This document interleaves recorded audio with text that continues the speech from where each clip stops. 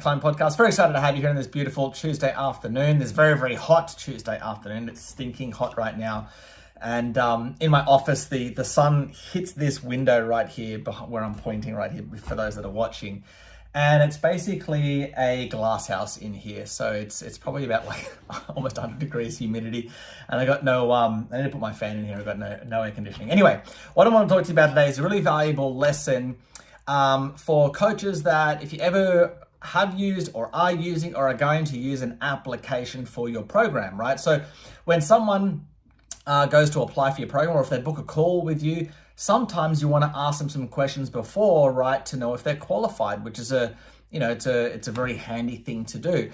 But coaches make a huge mistake in the way that they set up their application forms, which actually kills their appointments. It kills the conversions of their appointments. I want to give you a real life example. Actually, let me just shift this over here a bit because I want to read a client example, and you'll see why in just a second, why this is such a problem. But before we get there, let me put this in context, and let's just kind of take a couple of steps back and put into context what an application is designed to do. Okay, if this is for cold traffic, okay. When you are running ads to book appointments, right, the number one job of an application is just for you to find out whether you can help them or not, okay? That's it. So you want to really ask the minimum amount of questions to find out whether they're a qualified lead, right? Whether they're worth speaking to on the phone. That's all it's for. You're just using this form to find out whether they're worth speaking to on phone, and also for warm traffic as well, like coming from the email list. Because your sales call, right, then you can go a lot deeper. Your application is not a sales call, right? In the sales call, you can go into much deeper questions. So for example, the client example that I've got here, a client, she helps women who are having marriage issues, right? So with the sales call, you jump on the phone and you go deep onto like, hey, tell me about like what are you struggling with in your relationship? Like, how is that affecting you? Why is now an important time for you to fix this, right? All those deeper questions that you want to ask. Your application is not the place to ask those, right? It'd be redundant asking those questions. Again, all an application is designed to do is to figure out, can you help them? That's it. If you're asking any more questions than that, let me put it this way, the more questions that you ask on your form, the more effort, right? The less amount of people that will fill out your form. Okay, so again, all application design do is like, is this person worth speaking to? Do they have the pain point? And are they basically qualified? Right. So with that being said, what I want to do is I want to share with you application questions that my client was asking on their she uses Acuity scheduling, and when you use Acuity scheduling, is just a calendar system. It's kind of like Calendly or Schedule Once or whatever. But with Acuity, when the prospect picks a time on my client's calendar, a form will drop down and you can have all these and you can customize that form. So you're kind of like filling out an application form at the same time as you're picking a time. It's quite good, actually. It's quite a much more efficient way versus other funnels where, you pick a time, you submit that, then you go to another page and then they fill out an application. Often you lose people because they think in their mind, like they've already booked in, they don't have to worry about it. So anyway, you kind of like doing it at the same time. That's why I like Acuity. However, what was happening with their campaign? Well, getting people clicking through to book an appointment, but they weren't like jumping in on a calendar. I'm like, what's going on here? So I investigated and I realized she was asking a ton of questions when the prospects were going to book on the call. Questions that didn't need to be asked, questions that are more suited for the sales call. Okay, so for example, so again, remember she's a relationship coach helping women who have a struggling marriage. Okay, so the first question is, right, so she helps women, female physicians, okay, marriage problems. The first question, this call is only for women physicians who want to fix their relationships. Please confirm you are like a doctor or physician, basically. Now, that is a good question, right, because that is a qualifying question because she helps female physicians. So she wants to make sure that the people coming through are actually female physicians. So that's a good question, right, because if they're out of that target market, then, that's not someone that they help. Great question. Let's go on to the next one. What is your number one struggle in your relationship? For example, affection, money, parenting, intimacy, sex, loss of trust, anger, forgiveness, criticizing, shutting down. This is not a great question. Why? Because this is one of the questions that you would ask on your sales call, right? You do not need this information right here. You can get this information on the sales call, right? So if they said affection was the answer, or money problems, or parenting, like, does it really matter? You're still going to get on the phone with them, so you don't need to know this information right here. This is for my client, obviously. So she needs to remove this question. Next one. What is your typical reaction when you are upset, angry, or triggered? What about your spouse? Again, why is this relevant for an application, just to find out if they're qualified? You already know that they're an MD, right? You already know that they've got having marriage issues just by the very fact that they've responded to your ad and are booking in. So we know they've got marriage problems. The first question, yep, we want to know they're an MD, but we don't need to know what their typical reaction is to when they get upset, right? What difference does that make? Again, does that negate the fact that you'll have a conversation? No, you're still going to have a conversation with them no matter what they answer you. So it's an irrelevant question at this stage. Get rid of it. Next question. Has there ever been, now or in the past, infidelity, substance abuse, or physical abuse by you or your spouse? Now, this is actually a good question because, again, I've had experience in this market where a lot of marriage coaches, they won't work with a couple if there's been like infidelity or substance or physical abuse, right? Because that's from more of a different type of professional. So again, that's a great question because that weeds out the people. Like if someone said, yes, there's physical abuse in my relationship, well, sorry, you need to see like this type of person for that issue. Okay, I can't help you with that. Okay, so again, that's a great qualifying question. So I'd recommend keep that one in there, right? So notice what we're doing. We just want to ask the qualifying questions to know if we can help.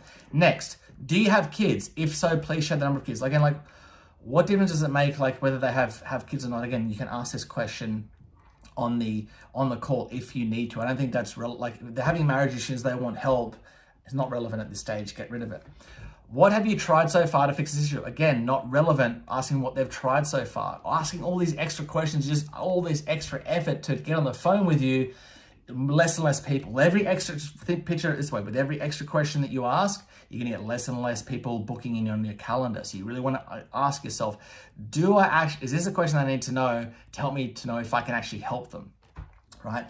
And then also if they have the money. Sometimes it's hard to know whether they, unless they're applying for your program, like sometimes you can pitch your ad in the program and then you could ask them like, are you willing to invest? That type of question. But if you're giving away like a free call, like a free strategy session, a free blueprint call or whatever, which is what my client's doing, it's kind of sometimes hard to ask an investment type question because we're giving away a free strategy. So anyway, yeah, you get rid of the what have you tried so far, ask that in your sales question. Next, what resonated to you about Dr. Sun's approach that promoted you to book this call?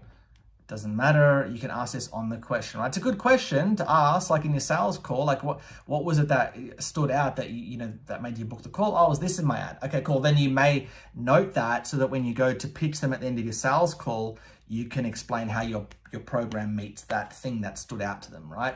But not relevant at this stage. Don't need to know, right? When are you looking to begin this work?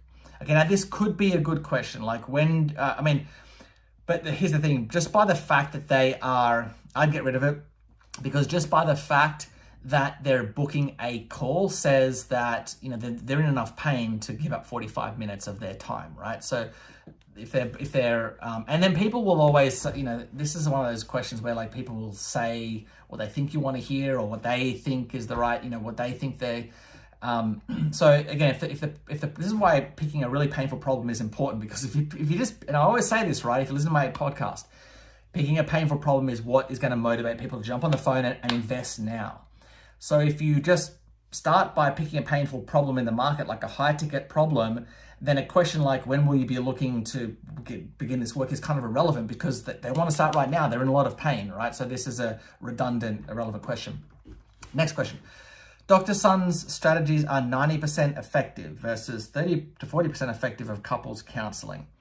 That means we only take on physicians that we know we can help. Please choose one of the following.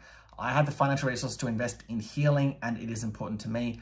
I can access financial resources if needed. I'm not willing to access financial resources if I am convinced it would help me or us. Again, this is one of those questions that I would get rid of. Again, I've seen this so many times on and I've spoken about this before.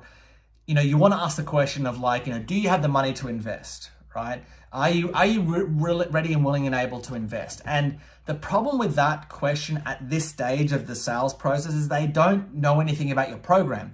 You haven't put your solution in the context of their problem, so they don't really know the value. So you're kind of asking them to say, will you invest in my program without knowing the value yet? So you're not going to get the answer that you want, right? There are going to be people saying, yes, I've got the money, or no, I'm not really willing to invest. But when they get the pitch the offer and they see how it can really help them, then they'd be willing to find the money, right? So again, it's one of those questions that I don't think, again, picking a painful problem is where it starts.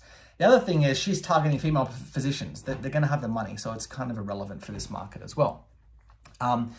There's money type questions. And the other thing is, I'm pretty sure we're pitching we're pitching a free strategy session. We're not pitching we're pitching a free kind of like blueprint, like a roadmap session, like come in and we'll map out and how to solve it. So we're not actually pitching at the program in the ad.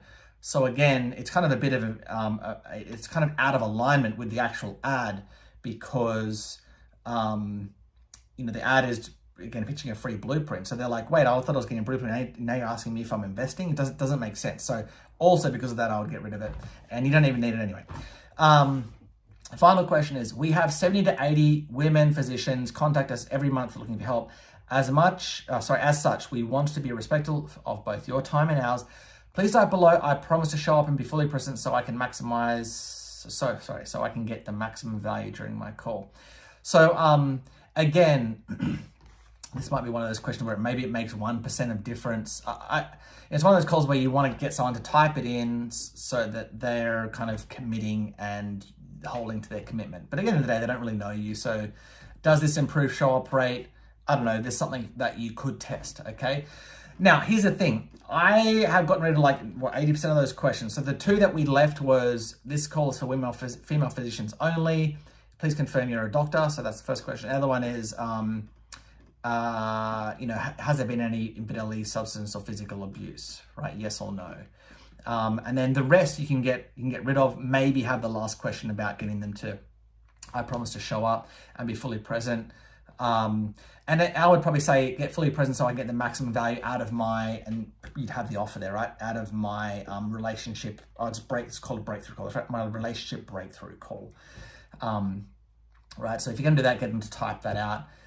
Anyway, the point is, I see a lot of coaches with their applications, they asking irrelevant questions that can be asked on the sales call. And because of that, they're getting less and less people, right? So I removed this whole form, and already we've had appointments come in this morning, just restarting this campaign without that form there now. So people are actually booking in. So again, the more questions you ask, the less people. So be very careful with the questions you ask. Only ask questions in your applications just to know if it's someone that you're willing to have those key qualification questions. There's only going to be 2 or 3 that you, for me, it's are you a coach? That's really the main question, right? Is are you, I don't even, I used to ask all these questions how much are you spending on ads and what are you doing here? And I don't really ask those questions. I just what's your website URL? And what's your website URL? So I can just check them out and their messaging, and who do you help, and how do you help them, basically. And that's it. So I asked two type of questions just so I know that they're kind of like a coach and they want to, and then that's enough for me to actually get on the phone.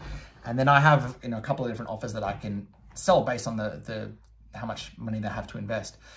Anyway, the point is what's the minimum amount of questions that you need? Those key qualifying questions to know that you'll have that they're actually qualified, okay, for you to speak to. Okay, so with that being said, hopefully that was helpful for you. If you want help getting more qualified appointments in your calendar, and then help closing those appointments, we have a done with you program or a done for you program. So we'll book the appointments for you, and then we'll give you our sales script and one-on-one coaching to help you close those appointments. Or the done with you, it's the same system, but obviously we do one-on-one consulting with you. It's very hands-on, but that's done with you versus done for you. Okay, so if you need help getting more qualified appointments, all you have to do is go to apply.lukechatham.com.